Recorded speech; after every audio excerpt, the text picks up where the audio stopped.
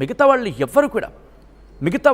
ఎవ్వరూ కూడా బతికుంటారని అసలు తాను కూడా బతికుంటానని చెప్పి అనుకోలేదు అన్నాడు. ఆ ఘటన అలాంటిది. బిల్డింగ్ ఢీకొట్టిన సందర్భం ఇంకా తన కళ్ళ ముందు కదలాడుతోంది.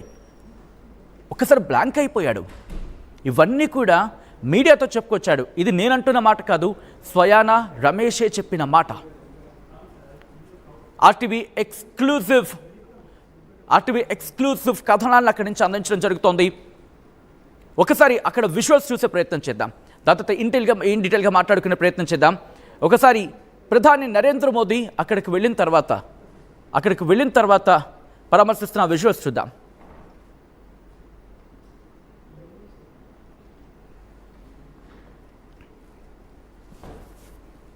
రైట్, ప్రధాని నరేంద్ర మోదీ రమేష్తో మాట్లాడుతున్న విజువల్స్ చూశారు. ఇప్పుడు ఆర్టీవీ ఎక్స్క్లూజివ్ ఫుటేజ్ మీరు చూద్దరు. కానీ అక్కడ ఘటన జరిగిన క్రమంలో ఆర్టీవీ ఎక్స్క్లూజివ్ ఫుటేజ్ని సంపాదించింది. అక్కడ జరిగిన ఘటనకు సంబంధించి ఆ విజువల్స్ మీరు చూడొచ్చు. అదిగో ఆ బిల్డింగ్కి సంబంధించి, ఆ బిల్డింగ్ బీజే మెడికల్ కాలేజ్ ఒక్కసారి మీరు చూడొచ్చు. ఎప్పుడైతే అటాక్ అయ్యిందో, అంటే ఎప్పుడైతే విమానం వచ్చి ఢీకొట్టిందో, ఆ హాస్టల్లో కావచ్చు, అక్కడున్న భవనాల్లో కావచ్చు, జరిగిన ప్రమాదం విజువల్స్ మీరు చూస్తున్నారు. ఆర్టీవీ స్క్రీన్ మీద ఎక్స్క్లూజివ్ విజువల్స్ మీరు చూస్తున్నారు. ఒక్కసారిగా పేలుడు, ఒక్కసారిగా ధ్వంసం, ఒక్కసారిగా విధ్వంసం. ఒక్కసారి ఆడియో విందాం.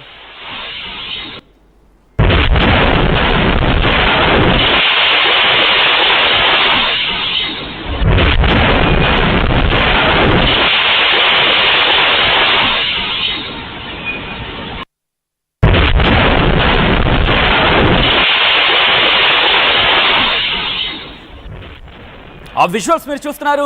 హాస్టల్స్ కావచ్చు, అక్కడున్న భవనాలకు సంబంధించి వాళ్ళందరూ అదిగో మీరు చూడొచ్చు. అది వాళ్ళ టేబుల్ టెన్నిస్ అంటూ ఉంటాం కదా, ఆ టేబుల్ టెన్నిస్ ఆడుకుంటున్న ప్రాంతం, అంతా ప్లేయింగ్ జోన్. అదంతా కూడా ఆ ప్లేయింగ్ జోన్లో కూడా ఒకసారి వాళ్ళకి అర్థం కాలేదు ఏం జరుగుతుందో.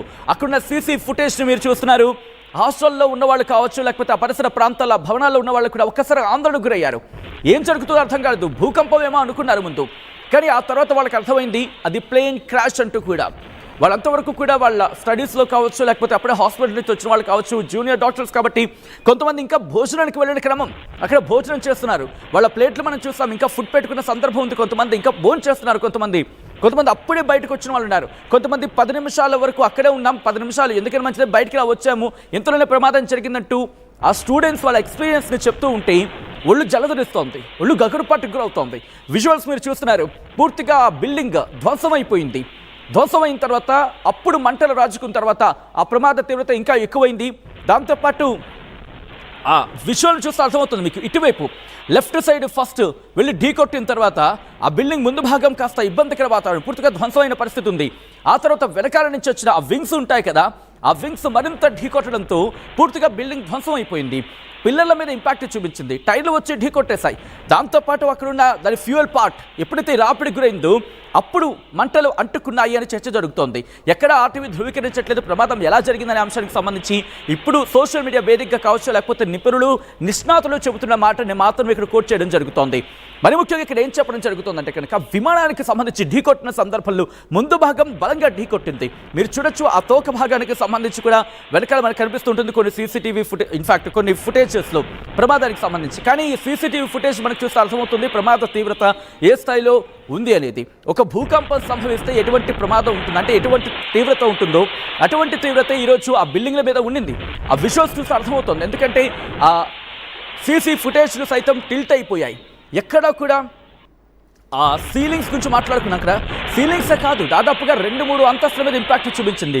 మీరు చూస్తుంటే కనుక నేను ఫుటేజెస్ దాదాపుగా 2-3 అంతస్తులకు సంబంధించి కనెక్టివిటీ పోయింది. మెట్లు కూడా పై వాళ్ళు కిందకి రావడానికి అవకాశం లేదు, అలాగే కింద వాళ్ళు పైకి వెళ్ళడానికి అవకాశం లేదు. మెట్ల మార్గం ఉంటుంది కదా, మెట్ల మార్గాన్ని కొట్టేసింది. ఎవరైనా వెళ్ళాలి అనుకుంటే కనుక వాళ్ళకున్న ఏకైక మార్గం ఆ శిథిలాలే, ఆ శిథిలాలు. వాటి మీద నుంచే వెళ్లాల్సి ఉంటుంది, వాటి నుంచి రావాల్సి ఉంటుంది, వాటి నుంచి దిగాల్సి ఉంటుంది, వాటి నుంచి అక్కడి నుంచి వెళ్లాల్సి ఉంటుంది. రవాణా పూర్తిగా అంటే సంబంధాలు తెగిపోయి ఒక రూమ్కి ఇంకో రూమ్కి ఉన్న వాళ్ళందరూ కూడా ఆ ప్రమాదం జరిగిన తర్వాత మిగిలిన వాళ్ళు ఎవరైనా ఉంటే వాళ్ళందరూ కూడా పరుగులు పెట్టారు అక్కడి నుంచి. విద్యార్థులందరూ కూడా ప్రస్తుతం హాస్టల్ని ఖాళీ చేసేసారంట. ఎవరు కూడా హాస్టల్లో ఉండేందుకు ఆసక్తి చూపించట్లేదు. బీజే మెడికల్ హాస్పిటల్కి సంబంధించి పరిస్థితి మీరు చూస్తున్నారు. ఎక్స్క్లూజివ్ విజువల్స్ మీరు చూస్తున్నారు. ప్రస్తుతం ఎటువంటి పరిణామాలు ఉన్నాయండి. ఇదిగోండి నేను మీకు చెప్పిన విజువల్స్ ఇవే. లోపల మీరు చూసుకుంటే కనుక ఎప్పుడైతే సీలింగ్స్ మీద దెబ్బ పడిందో, దాంతోపాటు మెట్ల మార్గానికి కమ్యూనికేషన్ పోయిందో, అదిగో మెట్ల మార్గం మీరు చూస్తున్నారు కదా. సో ఒక ఫ్లోర్కి ఇంకో ఫ్లోర్కి సంబంధం లేదు. ఏ ఫ్లోర్లో ఉన్న వాళ్ళు ఆ ఫ్లోర్లో ఉండిపోయారు. ఎందుకంటే ఇంకొక అడిగేస్తే కనుక వాళ్ళు ఉన్న ఫ్లోర్ ఎక్కడ విరిగిపోతుందో తెలీదు, ఎక్కడ విరిగి పడుతుందో తెలీదు. సో ఈ క్రమంలోనే శిథిలాల నుంచి వాళ్ళు కిందకి దిగాల్సి ఉంటుంది, లేకపోతే పైకి చేరుకోవాలన్నా. అక్కడ రెస్క్యూ ఆపరేషన్స్, రెస్క్యూ బృందాలు చేరుకున్న తర్వాత మాత్రమే వాళ్ళకి కాస్త వాళ్ళని కాపాడే ప్రయత్నాలు ఊపందుకున్న విజువల్స్. ఒకసారి ఆ విజువల్స్ చూద్దాం.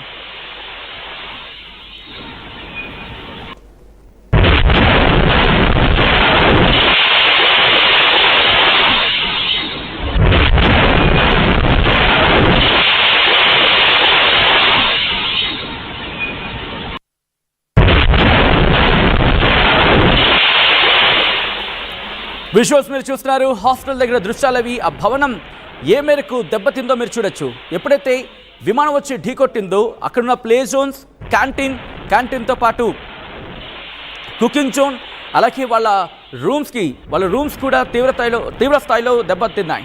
మీరు చూడొచ్చు, విద్యార్థులందరూ వెంటనే పరుగులు పెట్టారు. కొంతమందికి అయితే తప్పించుకోవడానికి అవకాశమే లేదు. వాళ్ళు ఉన్న చోటే మొత్తం శిథిలాల గుట్టగా మారిపోయింది. దాని కిందే వాళ్ళు నలిగిపోయి ప్రాణాలు కోల్పోయారు. కొంతమంది అయితే ఘటనా ప్రదేశంలోనే ప్రాణాలు కోల్పోయారు. మరికొంతమంది హాస్పిటల్కి తరలిస్తుండగా ప్రాణాలు విడిచినట్టుగా తెలుస్తోంది. ఆ బీజే మెడికల్ కాలేజ్లో విమానం వెళ్ళి ఢీకొట్టిన తర్వాత అక్కడ పరిస్థితులు ఎలా ఉన్నాయో ఆడియోతో సైతం చూద్దాం.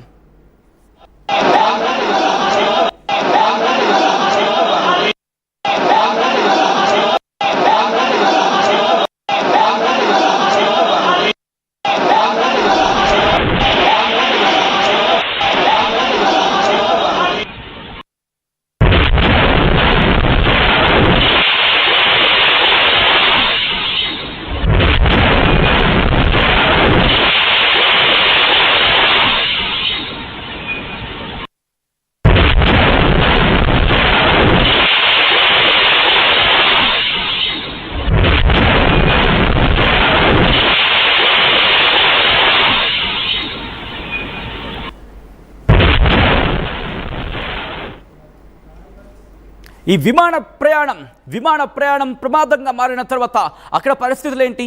అక్కడున్న తెలుగు వాళ్ళు ఏమంటున్నారు? ఆర్టీవీ అక్కడికి చేరుకుంది, ప్రమాద ఘటన స్థలానికి చేరుకుంది. అక్కడి నుంచి ఎప్పటికప్పుడు అప్డేట్స్ అందిస్తోంది. ఈ నేపథ్యంలోనే అక్కడ తెలుగు వాళ్ళతో మాట్లాడింది, అక్కడ ఏం జరుగుతుందో ఎప్పటికప్పుడు తెలుసుకుంటోంది. ఆ తెలుసుకున్న సమాచారాన్ని మీ ముందు ఉంచే ప్రయత్నం చేస్తోంది. ఈ నేపథ్యంలో అక్కడున్న తెలుగు వాళ్ళు ఏమంటున్నారు ఇప్పుడు చూద్దాం. నేను అతుల్యం 3లో ఉంటున్నాను. ఇక్కడ మాకు హాస్టల్ గా 4 బ్లాక్స్ ఉంటాయి. అతుల్యం 1, అతుల్యం 2, అతుల్యం 3, అతుల్యం 4. ఎక్కువ ఇంపాక్ట్ అతుల్యం 4 కి, అతుల్యం 2 కి, 1 కి జరిగింది. మొత్తం ఇల్లు అయితే మొత్తం కాలిపోయాయి. 1 to 2 లంచ్ అవర్స్ అవడం వల్ల